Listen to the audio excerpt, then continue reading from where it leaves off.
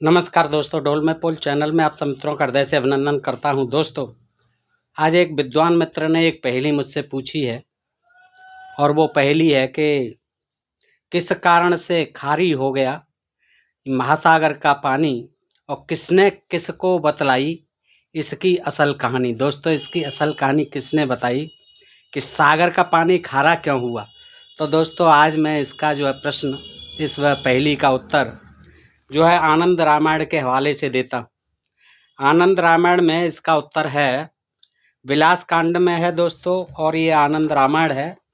देखिए, तो इसमें जो है इस पहेली का उत्तर है, उसको मैं आपको सुनाता हूँ। आइए सुनते हैं। एक समय श्री रामचंद्र जी सीता और अपने तीनों भ्राताओं के साथ पुष्पक विमान पर बैठकर सूर्य ग्रहण के समय कुरुक्षेत्र को गए। यानी भगवान राम जो है वो भी अंधविश्वासी थे। ये सूर्य ग्रहण और चंद्र ग्रहण का जो है प्रभाव वो भी समझते थे पौराणिक आधार पर। तो दोस्तों, वो जो है सूर्य ग्रहण के समय कहाँ जाते हैं? कुरुक्षेत्र। किसके साथ? सीता जी और अपने तीनों भ्राताओं के साथ। किस में बैठकर? पुष्पक विमान में बैठकर, जो एक कपोल कल्पित कहानी है। पुष्पक विमान नाम की कोई विमान नहीं थी उस समय। वहां सब देवता, गंधर्व, किन्नर, पन्नग तथा कितने ही आश्रमों के मुनि और सहस्रों राजा आए हुए थे। जब सूर्य ग्रहण लगा तब सीता सहित राम ने स्नान किया तथा हाथी, घोड़े, ऊंट और रथ आदि का दान दिया। उस समय वहां समागत राजाओं ने आकर अनेक प्रकार के उपहारों सहित राम के दर्शनों को चल पड़े और रानियां भी सीता को देखने के लिए उनके साथ चली। सीता के समीप पहुंचने पर उन्होंने बड़े आदर के साथ उन्हें सखियों और मुन पत्नियों के साथ सुंदर आसन पर बैठा दिया और सविध पूजा की। किसकी? सीता की।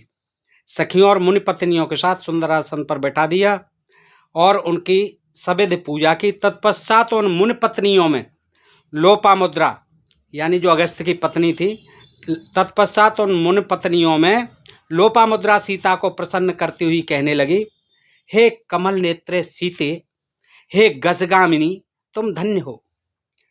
अतएव श्रवण सुखद, सुनने में सुखद श्री रामचंद्र जी के किसी पौरुष का आप वर्णन कीजिए। यानी उनके पौरुष का, श्री राम जी के किसी एक पौरुष का आप वर्णन करें। तब लोपामुद्रा के कहने पर सीता ने अपने विवाह से लेकर कुरुक्षेत्र की यात्रा, ये कुरुक्षेत्र की यात्रा ही कर रहे हैं समय, कुरुक्षेत्र की यात्रा पर्यंत का सब वृतांत कह सुनाया। तब सीता से वह कथा सुनकर लोपामुद्रा ने कहा, सीते, अब तक जो कुछ महात्मा राम ने किया बहुत ही उत्तम किया है। केवल एक बात में वे भूल कर गए कि उन्होंने अति कष्ट सहन किया। इसके साथ ही मेरी समझ में नहीं आता है कि उन्होंने लंका पर आक्रमण करने के समय समुद्र पर सेतु बनाने का इतना कष्ट क्यों उठाया। ये कौन कह रही है? लोपामुद्रा, अगस्त की पत्नी। किससे? सीता से। कि भाई आपके बहुत पराक्रम किया, बहुत अच्छा किया रामचंद्र जी ने, लेकिन एक बात मेरी समझ में नहीं आई कि लंका पर आक्रमण करते समय राम सेतु क्यों बनाया, समुद्र पर पुल क्यों बनाया, जिसे राम सेतु कहा जाता है, उसको क्यों बनाया? तो इसके लिए उन्होंने मेरे पति अगस्त जी से क्यों नहीं कह दिया? अरे, पति अगस्त जी से कहना चाहिए, वो तो समुद्र पीने में माहिर हैं। अंजलि में पी गए थे पहले, जब देवताओं ने कहा था, सुखा दिया था, दानवों को निकाल लिया था। फिर जब पानी सूख गया, दानव दिख गए जो पाताल में रहते थे समुद्र के अंदर, और उनको देवताओं ने फिर गिन गिन के मार दिया और फिर जो उन्होंने भर दिया। तो आपने, रामचंद्र जी को तो पता थी ये कहानी, फिर आपने मेरे पतिदेव से क्यों नहीं कहा? इतने वो सुखा देते। यानी उस वे एक अंजलि में भरकर क्षण भर में उस खारे समुद्र को पी जाते, समुद्र सूख जाता और वानरों को लंका जाने का मार्ग मिल जाता। व्यर्थ ही सेतु बांधने में उन्होंने उन वानरों को कष्ट दिया। कह तो ठीक कह रही हैं वैसे। तब लोपामुद्रा की इन बातों को सुनकर सगर्भ वाणी से, सगर्भ गर्भ सहित वाणी से सीता जी कहने लगी। अब देखिए वो क्या कहती हैं। हे पतिव्रते लोपामुद्रा, राम ने जो सेतु बंधन का कार्य किया वह बहुत ही अच्छा किया। मैं उसका कारण बतलाती हूँ, आपको पता नहीं है। बहुत अच्छा किया जो सेतुबंध की बांधा, मैं उसका कारण आपको बतलाती हूँ। तुम मौन हो, सावधान मन से सुनो और यहाँ आई हुई सब रानियां भी ध्यान से मेरी बात सुने। यदि राम अपने बाण से समुद्र को सोख लेते तो उनके इस कार्य से बहुत से प्राणियों की हत्या हो जाती, बहुत से प्राणी मर जाते। इसलिए उन्होंने समुद्र को अग्निबाण से नहीं सुखाया था। यह आशंका थी उनको। यदि राम आकाश मार्ग से समुद्र को लांग जाते, आकाश मार्ग से लांग जाते, तो रावण और सब वानरों को भी यह क्या ज्ञात होता कि राम मनुष्य है। यह कैसे ज्ञात होता कि राम मनुष्य है? उन्हें तो यह ज्ञात होना था कि राम मनुष्य है, कोई दैवी अवतार नहीं है। इसी प्रकार यदि वह हनुमान की पीठ पर चढ़कर समुद्र के उस पार चले जाते तो उसमें राम का क्या पराक्रम ज्ञात हो? तो सही बात है, पीठ पर चढ़ के तो आप भी आ जाते, तो राम का पराक्रम, आपका पराक्रम क्या मालूम होता है? इसमें तो हनुमान को वाहवाही मिलती कि उनकी पीठ पर चढ़कर चले आए। यदि हाथों से तैरते हुए उस पार चले जाते, रामचंद्र जी तैरना भी जानते थे, यदि तैर करके पार हो जाते तो उन्हें यह विचार हो जाता, तो फिर उनके दिमाग में क्या बात आती जब वह तैर के पार करते कि एक ब्राह्मण के मूत्र को किस प्रकार लांगू। बिल्कुल सही है, मूत्र तो मूत्र ही है, कि इसमें कैसे जो है डूबूं, कैसे मैं तैर करके पार करूं, क्योंकि ये सागर जो है ये तो ब्राह्मण का एक मूत्र, एक ब्राह्मण का मूत्र है, किसी से किस तरह लाऊं। यदि यह सोचते कि आपके पति से समुद्र को पान करने के लिए कहें, अगर ये सोचते कि आपके पति यानी अगस्त्य ऋषि से इसे सोख लो, ये कहें फिर से पी लो, तो अथवा प्रार्थना भी करें, तो भी उन्हें यह विचार करना पड़ता कि यह उचित है या नहीं। फिर भी तो उनको दिमाग लगाना पड़ता कि भाई ऐसा कहना उनसे, ऐसा अनुरोध करना, ऐसी प्रार्थना करना उचित है या नहीं।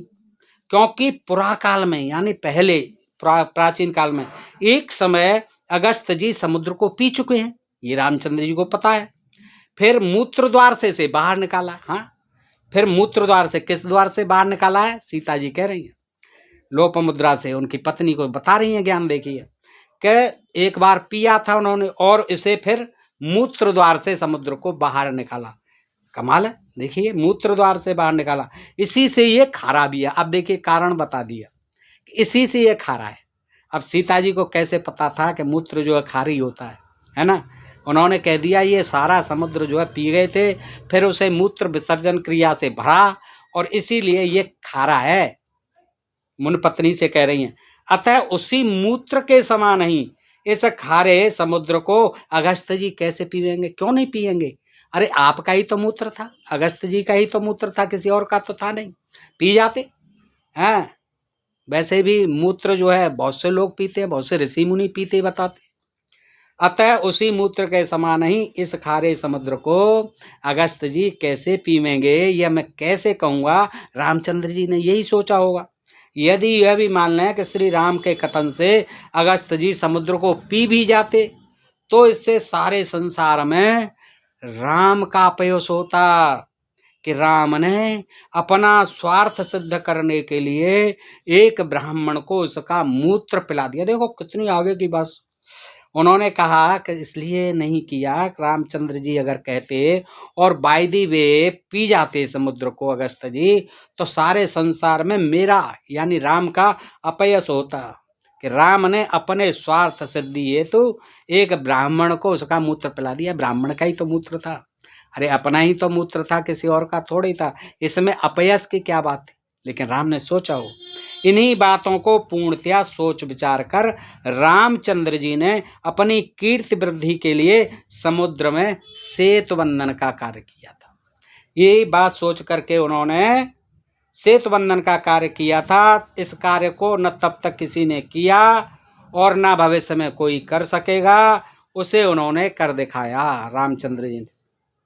कोई जो है इतने लंबे चौड़े समुद्र पर पुल भविष्य में भी नहीं बांध सकेगा, और ये पराक्रम जो है श्री रामचंद्र जी ने दिखाया था।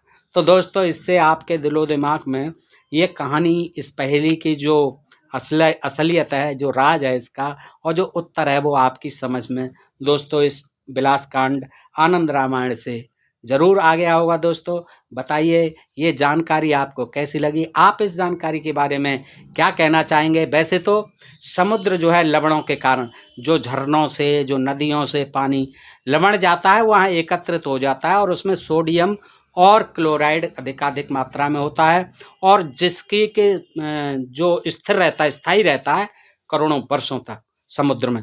और किसी समुद्र में ज़्यादा मात्रा होती है, ज़्यादा खारी होता है, किसी में कम होती है, तो खारी भी होता है।